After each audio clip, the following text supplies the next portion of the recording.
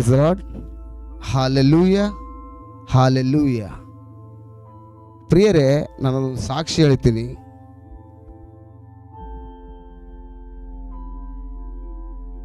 ನನ್ನ ಮಗಳು 7ನೇ ತಿಂಗಳಿರಬೇಕಾದ್ರೆ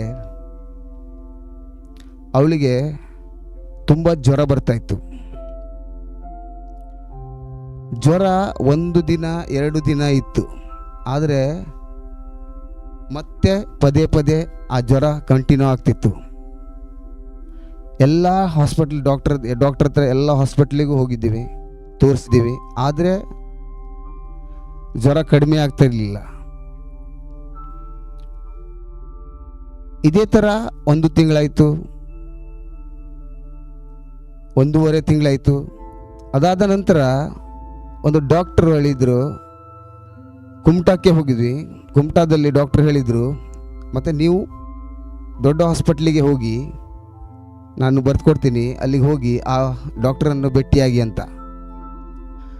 ಅಲ್ಲಿ ಹೋಗಿ ಡಾಕ್ಟರ್ಗೆ ಭೇಟಿಯಾದಾಗ ಡಾಕ್ಟರ್ ಕೆಳಗಡೆ ಇರುವ PG ಇರ್ತಾರೆ. ಆ PG ಚೆಕ್ ಮಾಡಿ ಹೇಳಿದರು, ನಿನ್ನ ಮಗಳಿಗೆ ಬ್ಲಡ್ ಕಡಿಮೆ ಆಗಿದೆ ಅಂತ. ಕಣ್ಣೆಲ್ಲ ವೈಟ್ ಆಗಿದೆ, ಅದರಿಂದ ಬ್ಲಡ್ ಕಡಿಮೆ ಆಗಿದೆ ಅಂತ. ಬ್ಲಡ್ ಕಡಿಮೆ ಆಗಿದೆಲ್ಲ, ಬ್ಲಡ್ ಕಡಿಮೆ ಆದರೆ ಬೆಡ್ ಹಾಕಿದರೆ ಆಯಿತು ಅಂತ ನನ್ನ ಅನಿಸಿಕೆ. ಬ್ಲಡ್ ಹೋದರೆ ಬೆಡ್ ಹಾಕ್ಬೋದಲ್ಲ, ಮೇಲ್ಗಡೆಯಿಂದ ಹಾಕ್ಬೋದು, ಅದೇ ರೀತಿಯನ್ನು ತಿಳ್ಕೊಂಡಿದ್ದೆ ನಾನು. ಆಯಿತು ಅಂತ ಹೇಳಿದ್ದೆ, ಹಾಕ್ಬೋದಲ್ಲ ಬೆಡ್ ಅಂತ.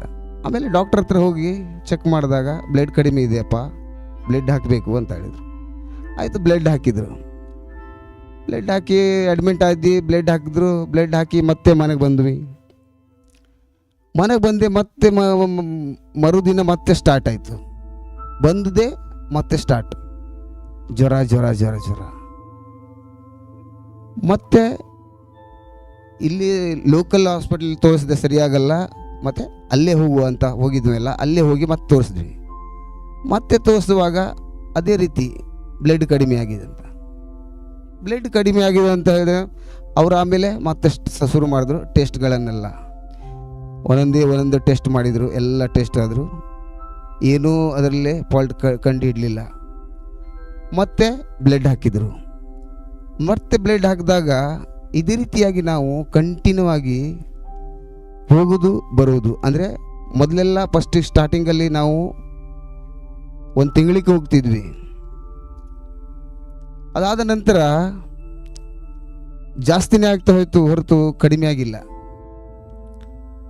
ಜಾಸ್ತಿ ಆಗ್ತಾ ಅದು ವಾರಕ್ಕೆ 1 ಸಲ ಆಯಿತು. ಆಮೇಲೆ ಕ್ರಮೇಣವಾಗಿ ಮೆಡಿಸಿನ್ ಕೊಟ್ಟರು. ಮೆಡಿಸಿನಿಂದ ಸ್ವಲ್ಪ 15 ದಿನಕ್ಕೆ ಹೋಯಿತು. 15 ದಿನಕ್ಕೆ ಹೋದದ್ದು ಇನ್ನೂ ಮುಂದೆ ಹೋಗ್ತಾ ಮತ್ತೆ ಕಡಿಮೆ ಆಯಿತು. ಆದರೂ ಡಾಕ್ಟ್ರು ಎಲ್ಲವನ್ನ ಟೆಸ್ಟ್ ಮಾಡ್ತಾಯಿದ್ದಾರೆ, ಪ್ರತಿಯೊಂದು ಟೆಸ್ಟ್ ಮಾಡ್ತಾಯಿದ್ದಾರೆ. ಪ್ರತಿಯೊಂದು ಆ 7 ತಿಂಗಳ ಮಗು ಇರಬೇಕಾದ್ರೆ ಅವ್ರ ಕೈಗಳಿಗೆ ಅವರು ಸ್ವಲ್ಪ ದಪ್ಪ ಇದ್ರು. ಅವಾಗ ಸ್ವಲ್ಪ ನರಗಳು ಸಿಗ್ತಾ ಇಲ್ಲ. ಅವ್ರು ಬಡ್ದು ಹಾಕ್ತಾಯಿದ್ರು. ಹಾಕುವಾಗ ಅವಳು ಅಳುವುದನ್ನು ಅದನ್ನು ನೋಡ್ಲಿಕ್ಕಾಗಲ್ಲ, ಅದು ಹೇಳಲಿಕ್ಕಾಗಲ್ಲ. ಅದರ ಅಂಥ ಪರಿಸ್ಥಿತಿಯಲ್ಲಿ ಕೈಯು ಕಾಲುಗಳಿಗೆ ಎಲ್ಲದಕ್ಕೂ ಹಾಕಿದ್ದಾರೆ. ಜಾಗನೆಲ್ಲ ಹಾಕಿದ್ದು ಕೈ ಎಲ್ಲದೂ ಇರಬೇಕಾದ್ರೆ ಒಂದ್ಸಲ MRI ಟೆಸ್ಟ್ ಮಾಡಬೇಕಂತ ಹೇಳಿದರು. MRI ಸ್ಕ್ಯಾನಿಂಗ್ ಮಾಡಬೇಕಂತ ಹೇಳಿದ್ರು. MRI ಸ್ಕ್ಯಾನಿಂಗ್ ಮಾಡಬೇಕಾದ್ರೆ ಅವಳಿಗೆ ನಿದ್ರೆ ಇಂಜೆಕ್ಷನ್ ಕೊಡಬೇಕು. ನಿದ್ರೆ ಇಂಜೆಕ್ಷನ್ ಕೊಟ್ಟರು ಮಗಳು ಬದುಕ್ತಾ ಇಲ್ಲ. ಇಡೀ ರಾತ್ರಿ 12 ಗಂಟೆ 1 ಗಂಟೆ ತನಕ ಅವರು ನಿದ್ರೆಗೆಡಿಸಿ ಇಡಬೇಕು ಅಂತ ಹೇಳಿದರು. ಆದರೂ ಇಂಜೆಕ್ಷನ್ ಕೊಟ್ಟರು ಮಗಳು ಮಲಗ್ತಾ ಇಲ್ಲ.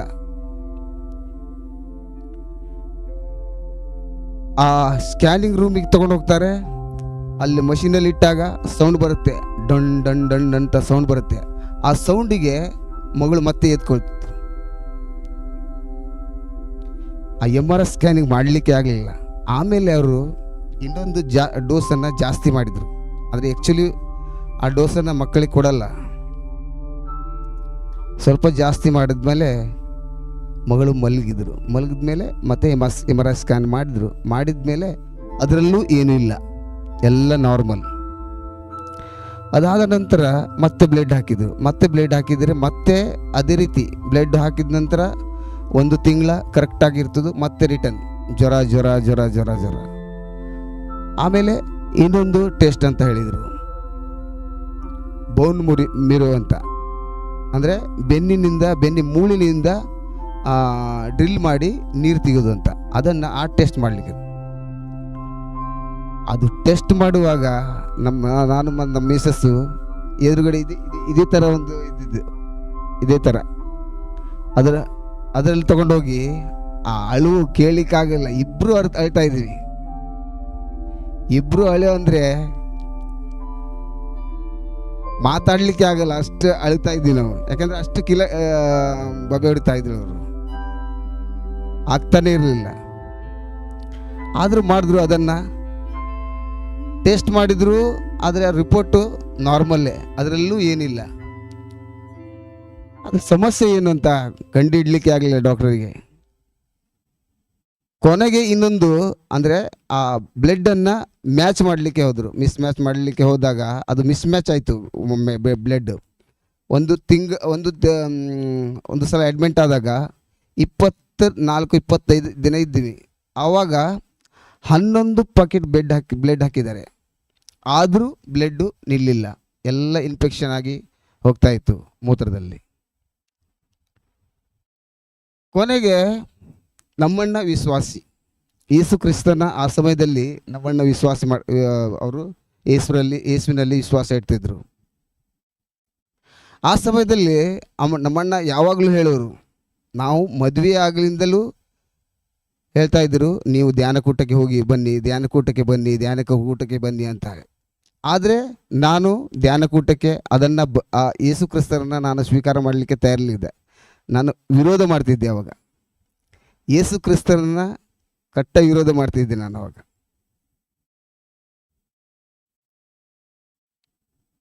ಆ ಸಮಯದಲ್ಲಿ ನನ್ನ ಅಣ್ಣ ಬಂದು ಹೇಳಿದರು, ಇಲ್ಲಿದ್ದಾರೆ ನಮ್ಮ ಸಿಸ್ಟರ್ ಬ್ರದರ್ಸ್, ಅವರೆಲ್ಲ ಯೇಸು ಕ್ರಿಸ್ತನ ವಿಶ್ವಾಸ ಇಷ್ಟ. ಇವ್ರಿಗೂ ಸಹ ನಾನು ಬೈತಿದ್ದೆ, ನೋಡಿ ನಮ್ಮ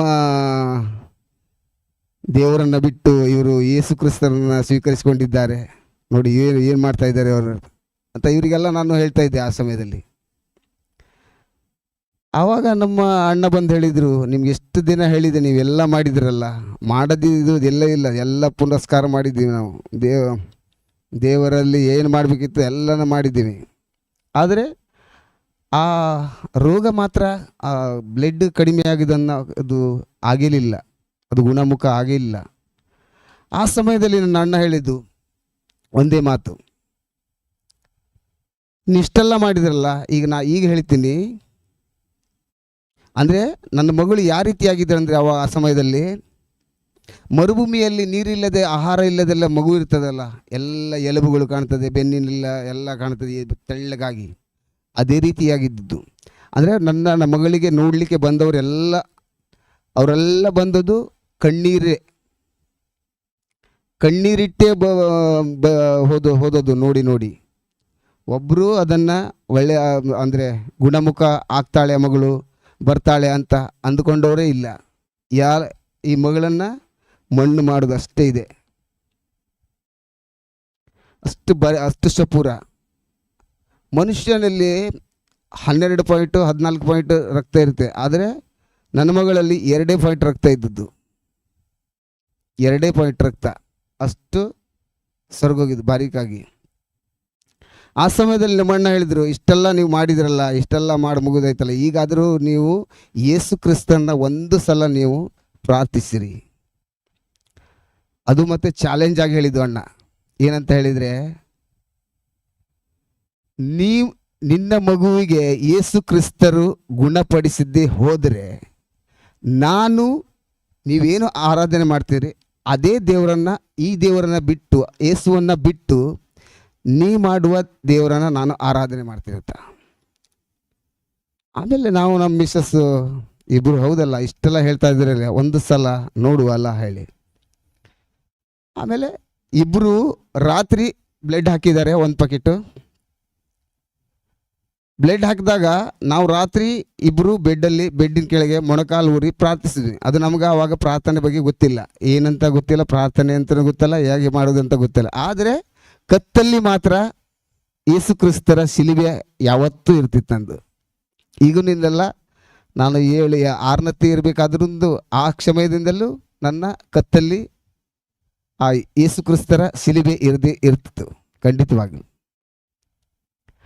ಆದರೆ ನನಗೆ ಗೊತ್ತಿಲ್ಲ ಯೇಸು ಕ್ರಿಸ್ತರು ಹೇಗೆ ಏನು ಇದು ಮಾಡ್ತಾರೆ ಅಂತ, ಅದು ಗೊತ್ತಿಲ್ಲ. ಆದರೆ ಆ ಸಮಯದಲ್ಲಿ ನಾವು ಪ್ರಾರ್ಥನೆ ಮಾಡಿದ್ವಾಗ,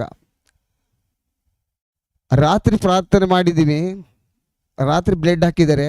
ಬೆಳಿಗ್ಗೆ ಮತ್ತೆ ಚೆಕ್ ಮಾಡಿದಾಗ ಅದು 8 ಪಾಯಿಂಟ್ ಹಾಕಿದ್ರು, ಅದು ಬ್ಲಡ್ 8 ಪಾಯಿಂಟ್ಗೆ ಅದು 6 ಪಾಯಿಂಟ್ ಆಗಿ ನಿಂತಿತ್ತು. ಆಮೇಲೆ ನಾವು ಹೌದಲ್ಲ, ಇಷ್ಟು ದಿನ 11 ಪ್ಯಾಕೆಟ್ ಬ್ಲಡ್ ಹಾಕಿದ್ದಾರೆ, ಆದರೂ ಬ್ಲಡ್ ನಿಲ್ಲಿಲ್ಲ. ಯೇಸು ಕ್ರಿಸ್ತನ ನಾವು ಪ್ರಾರ್ಥಿಸಿದಾಗ 1 ಪ್ಯಾಕೆಟ್ ಹಾಕಿದ್ದು ಬ್ಲಡ್ ಹಾಗೆ ನಿಂತಿತ್ತಲ್ಲ ಅಂತ. ಮತ್ತೆ ಮರುದಿನ ಮತ್ತೆ ನೈಟ್ ಮತ್ತೆ ಹಾಕಿದ್ರು, ಅದು ಸಹ ಹಾಗೆ ನಿಂತು ಬ್ಲಡ್ ಕರೆಕ್ಟಾಗಿತ್ತು. 3ನೇ ಪ್ಯಾಕೆಟ್ ಹಾಕಬೇಕಾದ್ರೆ ಬ್ಲಡ್ಡು ಕರೆಕ್ಟಾಗಿ 9.5 ಬಂತು. ಆವಾಗ ಮಗಳು ಸ್ವಲ್ಪ ಚೇತರಿಸ್ಕೊಂಡ್ಳು. ಮಗಳು ಚೇತರಿಸ್ಕೊಂಡಾಗ ಆಯಿತು. ಆಮೇಲೆ ಅಲ್ಲಿಂದ ಸ್ಟಾರ್ಟ್ ಆಯಿತು ನಾವು ಯೇಸು ಕ್ರಿಸ್ತರನ್ನು ಪ್ರಾರ್ಥಿಸಲು, ಅವರನ್ನು ವಿಶ್ವಾಸ ಇಡಲು. ಆವಾಗ ಮತ್ತೆ ಡಿಸ್ಚಾರ್ಜ್ ಆಗಿ ಬಂದ್ವಿ, ಪ್ರಾರ್ಥನೆ ಮಾಡಲು ಶುರು ಮಾಡಿದ್ವಿ. ಆಮೇಲೆ ಮತ್ತೆ ಅಂದರೆ ಅಷ್ಟಾಗಿ ನಂಬ್ತಾ ಇರಲಿಲ್ಲ, ಪ್ರಾರ್ಥನೆ ಮಾಡ್ತಾ ಇದ್ವಿ, ಮತ್ತು ಹಾಸ್ಪಿಟ್ಲಿಗೆ ಹೋಗ್ತಾ ಬರ್ತಾ ಇದ್ವಿ. ಇಷ್ಟೆಲ್ಲ ಮಾಡ್ತಾ ಇರಬೇಕಾದ್ರೆ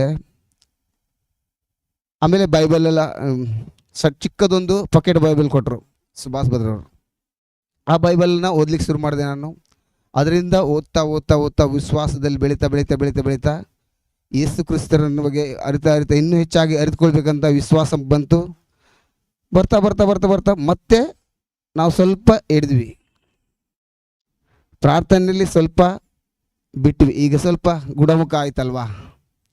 ಹಾಗೆಲ್ಲ ನಾವು ನಮಗೆ ಬೇಕಾದ್ದನ್ನು ಸಿಕ್ಕಿದ ಮೇಲೆ ನಾವು ಸ್ವಲ್ಪ ದೇವರನ್ನು ದೂರ ತಳ್ತೀವಿ. ಹಾಗೆ ಆಯಿತು.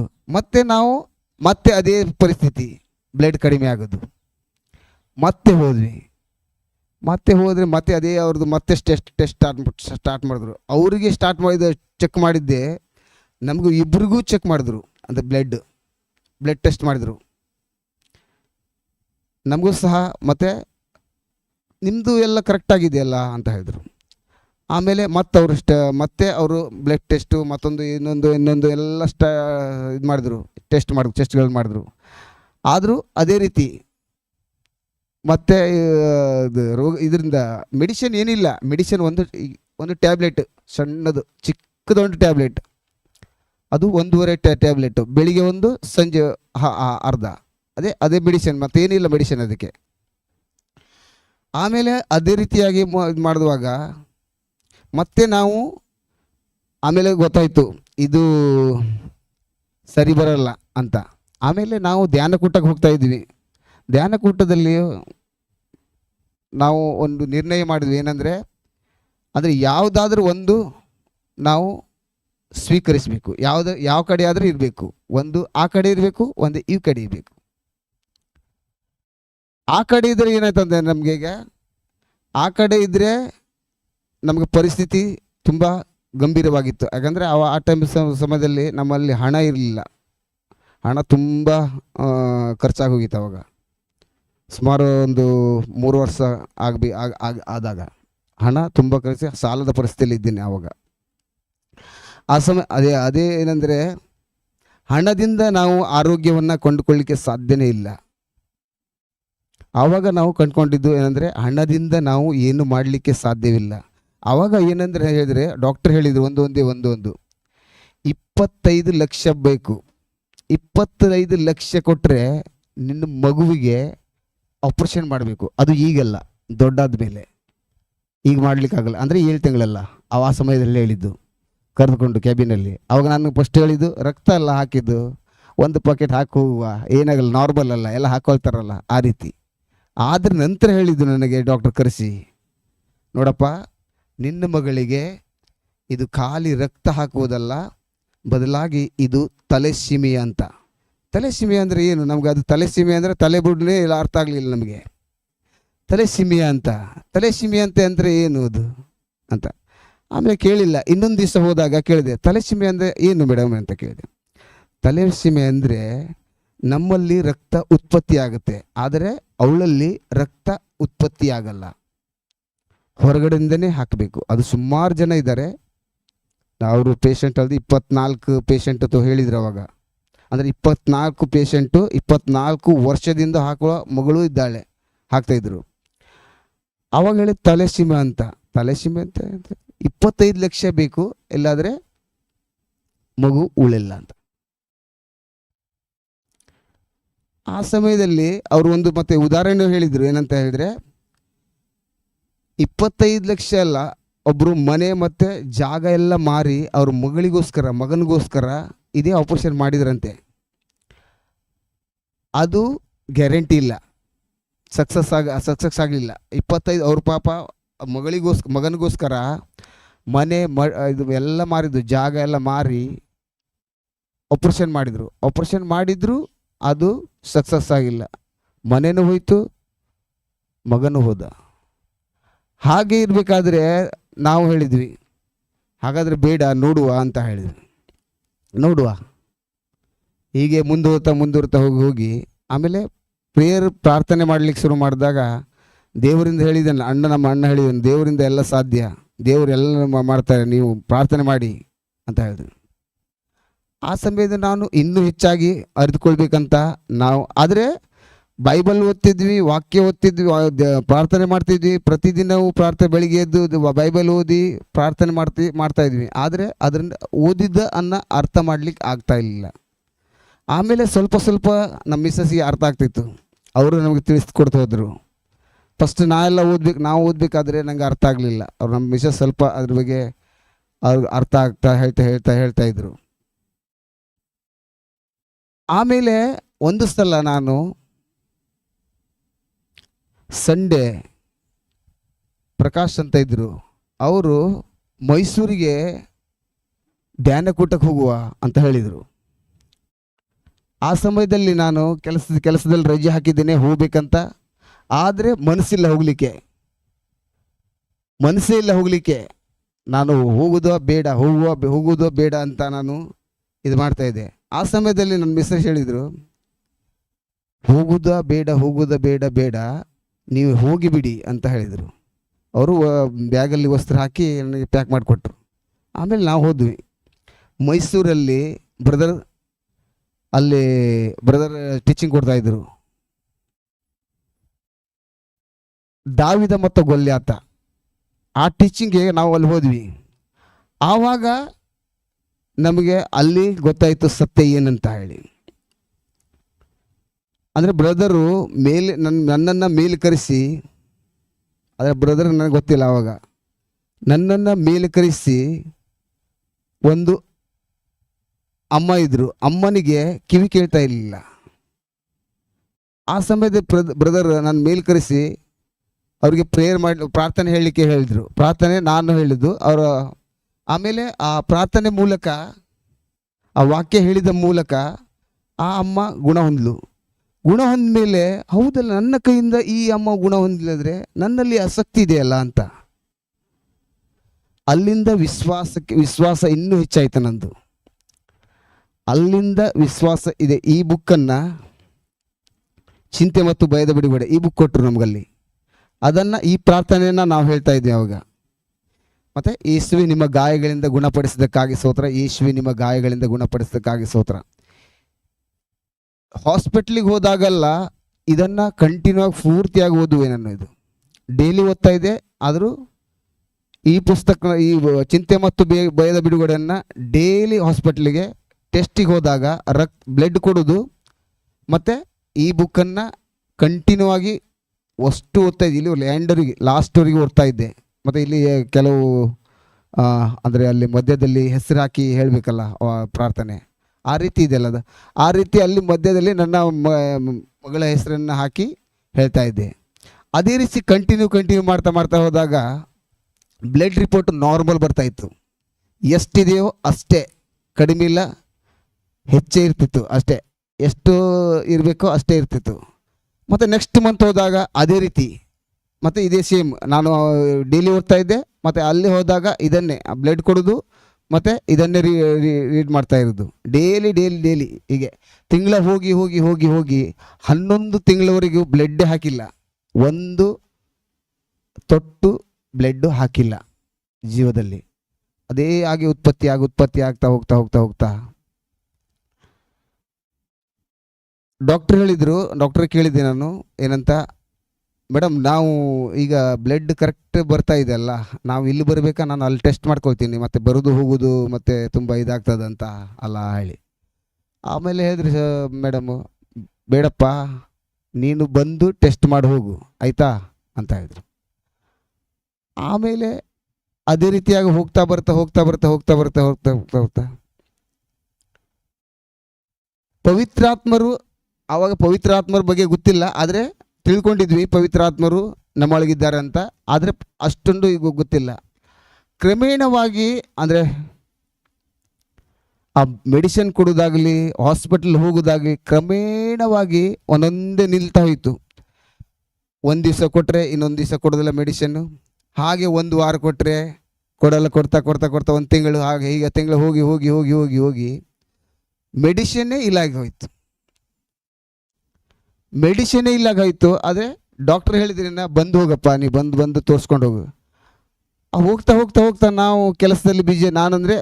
ನಾನಿರೋದು ಮುಂಬೈದಲ್ಲಾಗಿತ್ತು, ಕೆಲಸ ಆಗಿದ್ದು ನಂದು ಮುಂಬೈದಲ್ಲಿ, ನಾನಿರೋದು ಮುಂಬೈಯಿಂದ ಬಂದು ಆಮೇಲೆ ಕ್ರಮೇಣವಾಗಿ ಬರ್ತಾ ಹಾಸ್ಪಿಟ್ಲಿಗೆ ಹೋಗೋದೇ ನಿಂತೋಯ್ತು.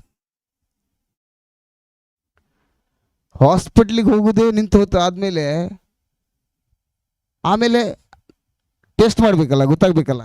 ನಮ್ಮ ಮಿಸ್ಸಸ್ ವಿಶ್ವಾಸ ಅಂದರೆ ನಾವು ಟೆಸ್ಟ್ ಮಾಡಿ ನೋಡಬೇಕು, ಡಾಕ್ಟರ್ ಹೇಳಬೇಕು, ರಿಪೋರ್ಟ್ ಕೊಡಬೇಕು, ನಿನ್ನ ಮಗಳು ಈಗ ಗುಣ ಹೊಂದಿದ್ದಾಳೆ, ನಿಮಗೆ ಮೆಡಿಸಿನ್ ಬೇಡ ಹೋಗಿ ಅಂತ ಹೇಳಬೇಕು, ಅವಳ ವಿಶ್ವಾಸ. ಆದರೆ ನನ್ನ ವಿಶ್ವಾಸ ಹಾಗಿಲ್ಲ. ದೇವರು ಈಗಾಗಲೇ ಗುಣಪಡಿಸಿದ್ದಾರೆ. ಯಾಕಂದರೆ ನಾನು ಈ ಟೀಚಿಂಗನ್ನು ಕೇಳಿದ್ದೇನಲ್ಲ, ಆದರೆ ಈಗಾಗಲೇ ದೇವರು ಗುಣಪಡಿಸಿದ್ದಾರೆ. ನಾನು ಯಾರು ಸಾಕ್ಷಿ ಬೇಕಾಗಿಲ್ಲ, ನಾನು ಯಾವುದು ರಿಪೋರ್ಟ್ ಬೇಕಾಗಿಲ್ಲ. ಯೇಸು ಕ್ರಿಸ್ತರು ಈಗಾಗಲೇ ಸಂಪೂರ್ಣವಾಗಿ ಗುಣಪಡಿಸಿದ್ದಾರೆ ಅಂತ ನಾನು ಹೇಳ್ತಾ ಇದ್ದೆ. ಆದರೆ ನಮ್ಮ ಮಿಸ್ಸಸ್ ಅವ್ರಿಗೆ ರಿಪೋರ್ಟ್ ಕೊಡಬೇಕು. ಡಾಕ್ಟರ್ ರಿಪೋರ್ಟ್ ಕೊಟ್ಟರೆ ಮಾತ್ರ ನಂಬ್ತೀನಿ, ಇಲ್ಲಾದ್ರೆ ಇಲ್ಲ. ಹಾಗೆ ಹೋಗ್ತಾ ಈಗ ನನ್ನ ಮಗಳಿಗೆ 12 ವರ್ಷ. 12 ವರ್ಷದಲ್ಲಿ ಅಲ್ಲಿಂದ 7 ತಿಂಗಳಿಂದ 3 ತಿಂಗಳು ಹಾಸ್ಪಿಟ್ಲ್ ಹೋಗಿದ್ದೀವಿ. ಅಲ್ಲಿಂದ 4-5 ವರ್ಷದಲ್ಲಿ ಇಲ್ಲಿಯ ತನಕ ನನ್ನ ಮಗಳಿಗೆ ಒಂದು 3-4 ಸಲ ಹಾಸ್ಪಿಟ್ಲಿಗೆ ತಗೊಂಡೋಗಿದ್ದೀನಿ. ಒಂದು ಜ್ವರಕ್ಕೆ, ಒಂದು ಕೆಮ್ಮಿಗೆ, ಒಂದು ಹೊಟ್ಟೆ ನೋವಿಗೆ, ಒಂದು ಕಿವಿ ನೋವಿಗೆ, 4 ಸಲ ತಗೊಂಡೋಗಿದ್ದೀನಿ ಅಷ್ಟೇ. ಅದು ಬಿಟ್ಟರೆ ಇನ್ನೂ ತನಕ ನನ್ನ ಮಗಳಿಗೆ ಹಾಸ್ಪಿಟ್ಲಿಗೆ ತಗೊಂಡು ಹೋಗಲಿಲ್ಲ. ಯಾಕೆಂದರೆ ಪ್ರಭು ಯೇಸು ಅದ್ಭುತಕರವಾಗಿ ನನ್ನ ಮಗಳ ಜೀವಿತದಲ್ಲೂ ನನ್ನ ಜೀವಿತದಲ್ಲೂ ಸಹ ಅದ್ಭುತವನ್ನು ಮಾಡಿದ್ದಾರೆ. Thank you lord, thank you Jesus.